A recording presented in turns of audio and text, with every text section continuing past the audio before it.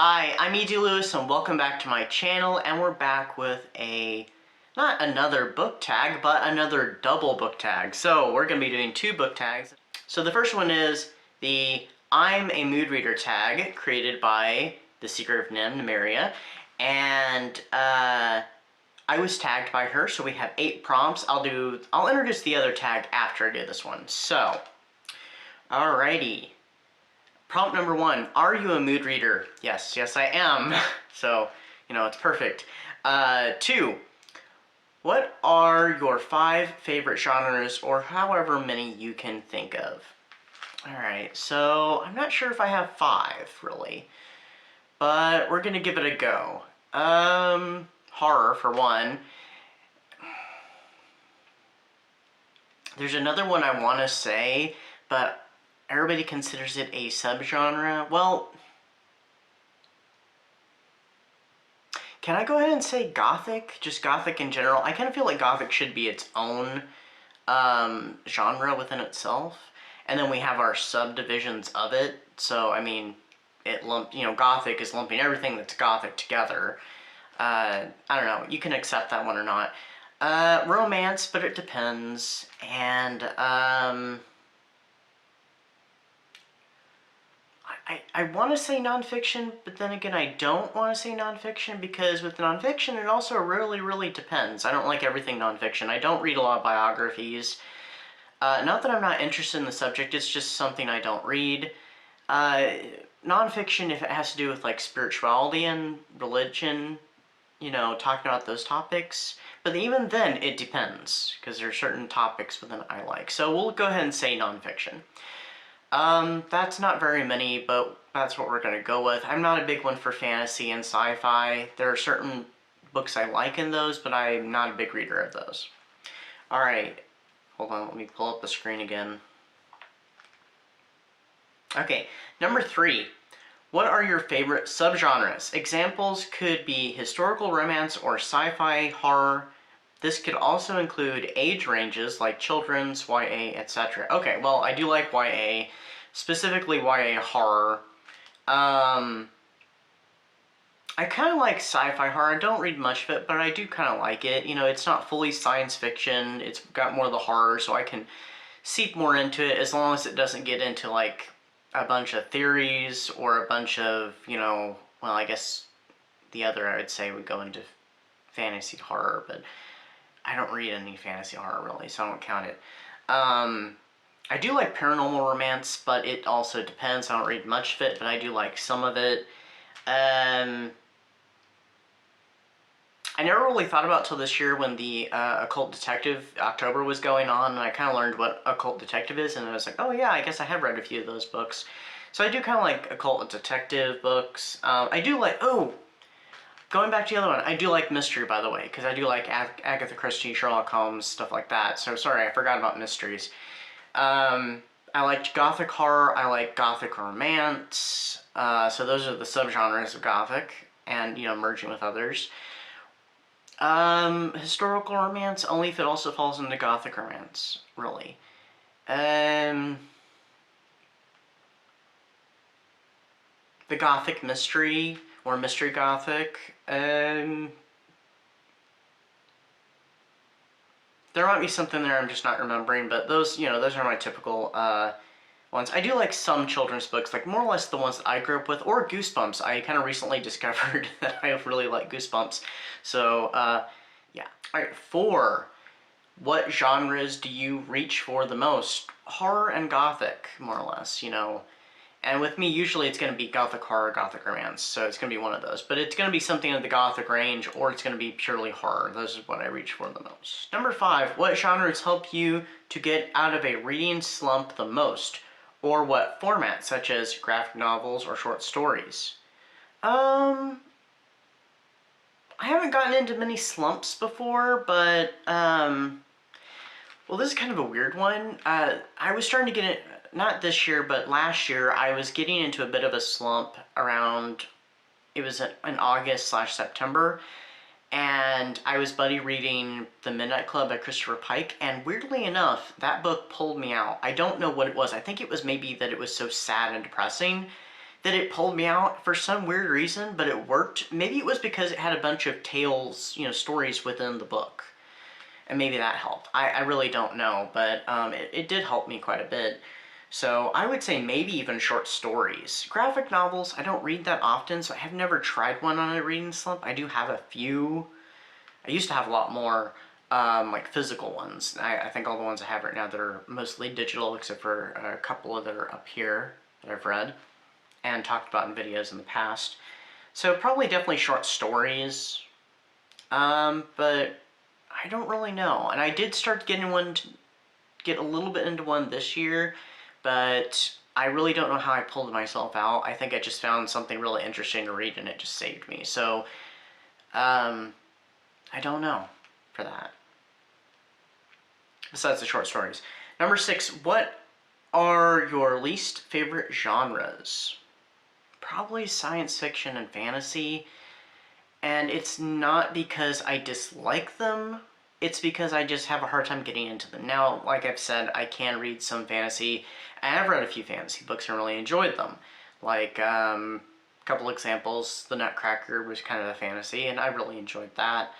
And Music of the Night by Angela J. Ford I read earlier this year, and I really enjoyed it, and it was also fantasy. So, I mean, it all depends. And I like, you know, the Chronicles of Narnia books, they're fantasy too, but I'm not a big one for that genre. In science fiction, I'm not either, and it's kind of for the same reasons. When they get too much into the world building and like magical systems, I just like things, just please keep it simple and I can stay with you. But like I said, there are a few instances where I really like a science fiction or a fantasy novel. So those are my two genres I like the least. Or at least read the least. I prefer to watch them. I prefer to watch science fiction. Like, I can sit down and watch Doctor Who. I'm not sure I could read a Doctor Who book. Yeah, so. A fantasy example?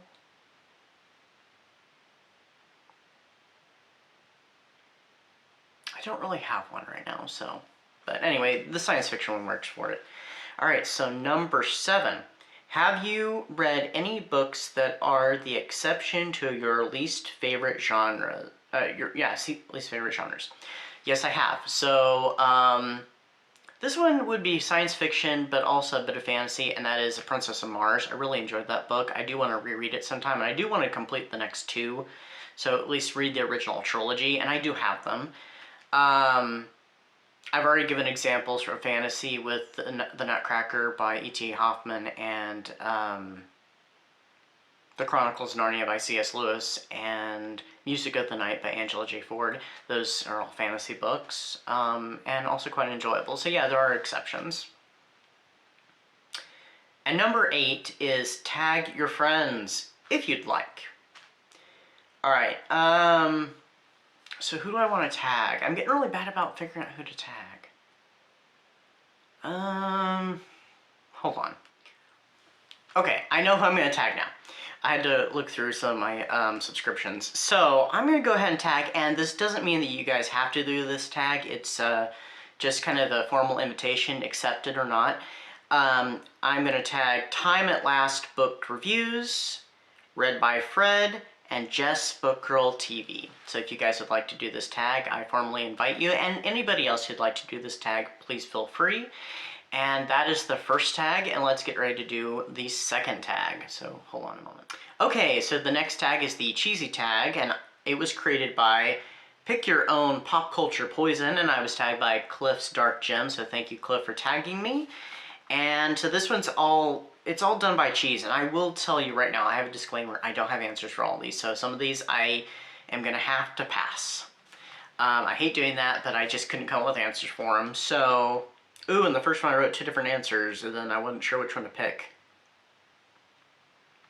You know what, I'm gonna go with the least obvious for that one, so here we go. So, first off is Sharp Cheddar, an old standby. So I wrote down two different answers to this one. I was going to circle which one I was going to do, but I guess I forgot to do that. So I'm going to go ahead and pick my second choice, which is Simon versus the Homo sapiens Agenda. yeah, that one's just an old standby for me. I've read it 2 times. It's my favorite book. I absolutely love it. You know, it's a book that I think really helped me, or, well, it kind of did help me, but in retrospect, because I wish this book had come out when I was in high school, because it would have, you know, I think it would have done wonders for me personally. All right, Swiss cheese. Enjoyable, but loaded with holes. This one was a hard one for me to come up with, but I kind of took some inspiration from the creators of this tag, and I mean, it works perfectly fine.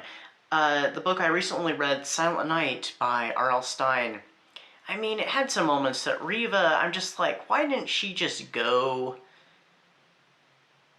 you know, why didn't she just go to her dad in the first place when she, you know, when there was the needle in her lipstick, for instance, and the other instances? Just go to your dad, just go say something, just don't try to, you know, work it on your own. This is getting kind of serious. Just do something about it.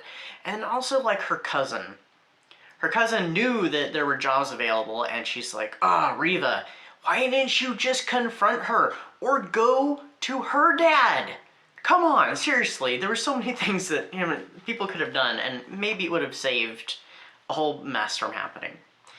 But anyway, the next one is Roquefort. Everyone loves, but not really for you, or not for you really, sorry. I didn't have an answer for this one, so I'm gonna have to pass, because I don't read a lot of popular books, or at least books that were popular, that are still popular a lot of times, but... So I'm just gonna skip that one. Gouda.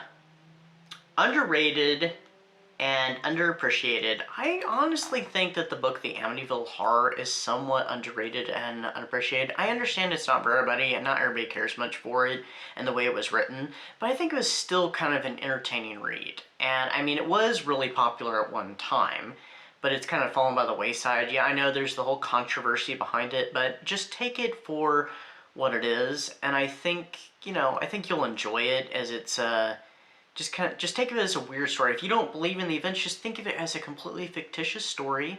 Just think of it as a straightforward novel, and, you know, just enjoy it that way. You know, and you may still not care for it, but I think it's still somewhat underappreciated even now, because I still found it really interesting regardless. I do have my own personal opinions about it, but still. All right, Cotswold. Sorry. You Wish Everyone Knew About It. My Friend Nick by Joseph Hood, which is right up on my shelves right here. That is a book that I seriously wish that everybody knew about and everybody was talking about, because I've seriously not seen any reviews of that book. I've reviewed it back when, after I read it a few years ago. Absolutely loved it. It shocked me. I wish more people would talk about it. So, yeah, please check out My Friend Nick by Joseph Hood. And Joseph Hood has a new book out, by the way, too, which I have not gotten to read yet. All right, American. Enjoyable, but junk. This one I didn't have an answer for at first, but then I thought about it, and I thought, smutty books. But not all smutty books, like, specifically just the ones that are just straightforward smut. So not like, I don't know if you really consider Bridgerton to be a smutty book. Well, any of the Bridgerton books, I mean, they do get pretty spicy and kind of raunchy. But I wouldn't consider something like that. I just like pure smut, like erotica books, you know, short stories, erotica, you know, that stuff. I would consider that to be Cotswold to me. All right. I'm sorry, American. I got confused on which one we were talking about. Sorry about that. Mozzarella, complex but holds together.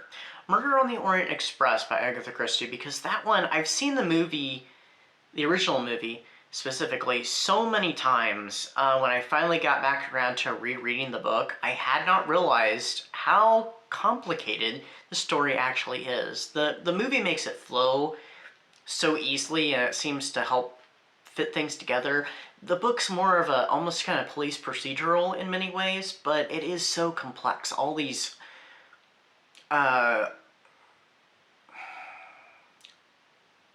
I don't want to use twists and turns in this case. I want to use something different, but I can't think of something. So yeah, literally these twists and turns and kind of loops they have to jump through just to solve the mystery, especially Monsieur Poirot. Parmesan gets better with age. I really couldn't think of one for this because, yeah, I'm just not sure. I don't have one for that. Brie, book set in France. I don't think I've read many books set in France, but I'm pretty sure this one does, and I've reread this one, and it's Nine Coaches Waiting by Mary Stewart. It's an excellent book. It was actually better the second time around. But yeah, it takes place, I can't remember where in France, but it does take place in the French countryside, I think. Alright, next up is Wensleydale. British book or author you like. Agatha Christie. I do really enjoy her books. I didn't read any this year. I did read a few last year.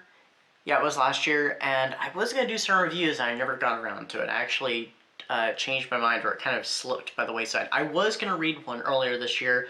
It's one of the books I did not get to, was Halloween Party, and I was going to do it before the movie A Haunting in Venice came out. It just didn't happen. But yeah, Agatha Christie, I do really enjoy her books. Asiago, set in Italy or summer read.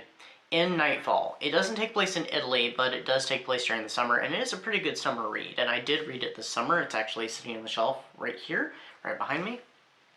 And I've talked about it many times, so I did really enjoy it. It's, like they say, it is literally like Lost Boys meets Buffy the Vampire Slayer. It is, you know, so if you enjoy those things, or one or the other, yeah, definitely check it out. Alright. Halloumi? I've never heard of this cheese, so I'm not really sure. It's small, but packs a punch. The Omen. It's not a very long book. It's only like 120 some pages, but it does pack a bit of a punch, so I definitely recommend it, and I read it last month, in fact. But definitely highly recommend. It does have a bit of a punch to it, and it is very dramatic at times, and it has some really dramatic, maybe I should use cinematic and dramatic. It has some cinematic moments, some really cinematic moments in it, and it has some really dramatic moments too. So, Colby. Everyone loves, but you're indifferent. I couldn't think of anything for that. I'm sure there is something though, but I couldn't really think of it, so. And that is actually the last one, by the way, that I may have to skip, because the rest of these I have answers for. So, Pepperjack. Book with a spicy kick, and so according to the creators, this does not necessarily mean it's got a smutty kick to it. You know, it's getting, you know, kind of sexy. No, it's just kind of got a kick to it, so a bit of spice to it. So I went with The Room Within by author D.L. Tillery. It's a short story, but it does have quite a kicker at the end of the story. All right, Vegan Cheese, Better Off Without. Legion by William Peter Blatty. Read it this year, and I liked the movie. I'm a fan of the movie. I did not like the book. Yeah, if I hadn't been listening to it in audio, I probably would have either still been reading it now, or I would have completely DNF'd it. That's how much I did not enjoy that book. Alright, Feta, salty character, I Am Legend. So, the character of Robert in that, he's kind of salty, because, I mean, he's the last remaining person on the Earth, and, you know, he's lost everybody he cared about, everybody he loved. So, yeah, he's kind of salty about things. You can understand that. So he's a little, yeah, well, we're just going to leave it at that. So do check out that book. Bokota has something for everyone. The Midnight Club by Christopher Pike. I did talk about earlier in this video in the other tag. But yeah, it has a little bit of everything for everybody, because it has a little bit of sci-fi in it, it has a little bit of thriller to it, and action, adventure, and a little bit of horror, and it also has kind of a deep, touching story to it as well. So it kind of touches all these bases. And it's actually inspired off of, no, not based on, but inspired off of some kids in a hospice that actually did get together and have kind of a little club late at night, but they read Christopher Pike books instead of telling their own little stories. So, but yeah. And finally, Paneer, Uncommon Setting. This one I had to think a little bit about, and I ultimately decided on Tarzan of the Apes by Edgar Rice Burroughs because it takes place predominantly in the jungle, and there's not many books I hear about that take place, you know, specifically in the jungle. So, anyway, that is my answers for the cheesy tag. I'm gonna tag Chris Reviews for this one, and I'm gonna tag The Secret of Nim. So you guys are tagged, and also anybody else who's interested. So this is kind of a long video, but then again, it's 2 tag videos put together, so I'll do a little bit of editing. It probably won't be as long, but anyway, that is the tag, and I hope everybody's having a great holiday season, and everybody's staying warm. If they're in cold areas, if you're in hot areas, I hope you're staying cool. And yeah, so anyway, stay safe, stay spooky, and haunted holidays, everyone. Until next time, bye-bye.